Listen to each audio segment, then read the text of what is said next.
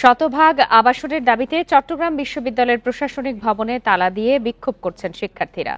অবরুদ্ধ রয়েছেন বিশ্ববিদ্যালয়ের কর্মকর্তা কর্মচারীরা, তবে বেরিয়ে গেছেন উপাচার্য এবং উপ উপাচার্য। চট্টগ্রাম বিশ্ববিদ্যালয়ের বর্তমান পরিস্থিতি নিয়ে জানাতে সেখান থেকে যোগ দিয়েছেন সহকর্মী অনুপম শীল। অনুপম, ঘণ্টাখানেক আগেও আপনার সাথে কথা হচ্ছিল, তখন যেটি জেনেছি যে উপাচার্য এবং উপ উপাচার্য দুজনই বের হয়ে গেছেন, কিন্তু প্রশাসনিক কর্মকর্তা কর্মচারীরা এই শিক্ষার্থীদের আন্দোলনের কারণে অবরুদ্ধ হয়ে পড়েছেন। এখন সেখানকার পরিস্থিতি কেমন?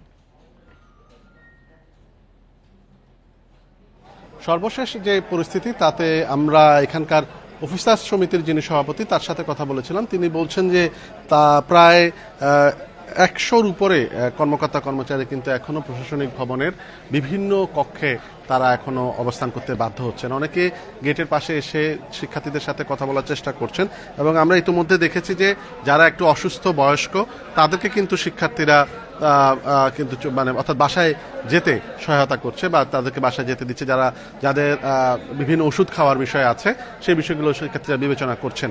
তবে যেই অর্থাৎ এখানকে প্রশাসনিক ভবনে তালা বন্ধ করে যে কর্মসূচি সেটি কিন্তু এখনো চলছে এবং শিক্ষার্থীরা এখনো প্রশাসনিক ভবনের সামনে অবস্থান করছে।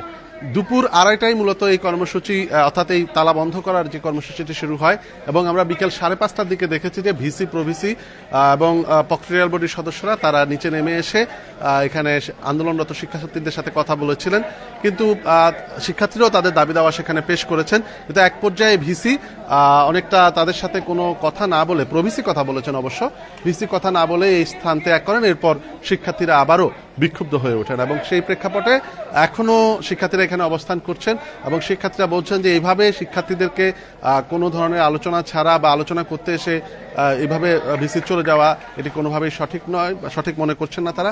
পাশাপাশি যে সমস্ত কর্মকর্তা কর্মচারীরা এখানে আটকা পড়েছেন তাদের বিষয়টিও ভিসির মহোদয়ের বিবেচনা করা উচিত ছিল বলে তারা দাবি করছেন। এখানে দুপক্ষের সাথেই তো নিশ্চয়ই আপনার কথা হয়েছে, একটু শিক্ষার্থীদের পক্ষ থেকে কি বলা হচ্ছে? যারা এখন অবরুদ্ধ অবস্থায় আছেন কর্মকর্তা কর্মচারীরা, তারা তো আসলে সিদ্ধান্ত গ্রহণের কেউ নন, তাদেরকে জিম্মি করে কেন এই দাবি আদায়ের চেষ্টা করা হচ্ছে, এ বিষয়ে কি বলছেন শিক্ষার্থীরা? শিক্ষার্থীরা এই বিষয়ে আসলে পুরনো কথাই বলছেন, অর্থাৎ এখানে যেহেতু তারা এই প্রশাসনিক ভবনে তালা দিয়েছেন, এখনো রেজিস্টার ভেতরে আছে এবং বলছেন যে ভিসি যেহেতু পুরো বিশ্ববিদ্যালয়ের অভিভাবক, ভিসিকেই অর্থাৎ অভিভাবককে এসেই এই অর্থাৎ তার যে কর্মকর্তা কর্মচারী আছে তাদেরকে এখান থেকে বের করানোর ব্যবস্থা করতে হবে, এই বিষয়টি তারা করছেন এবং ধাপে ধাপে বিভিন্ন জনের সাথে আলোচনা চলছে। আমরা এখন দেখছি যে এখানে শিক্ষার্থীদের সাথে অফিসার্স সমিতির যে কর্মকর্তারা আছেন বা কর্মচারীরা আছেন তারা এখানে অফিসার সমিতির সদস্যদের সাথে কর্মকর্তা কর্মচারীদের সাথে কথা বলছেন। হয়তো সেক্ষেত্রে একটি সমাধান হয়তো আসতে পারে, এরকম একটি বিষয় আছে। তবে বিশ্ববিদ্যালয় প্রশাসন যেটি বলছে যে এই মুহূর্তে আসলে শতভাগ শিক্ষার্থীদের যে আবাসন ব্যবস্থা চালু করা এটা কঠিন।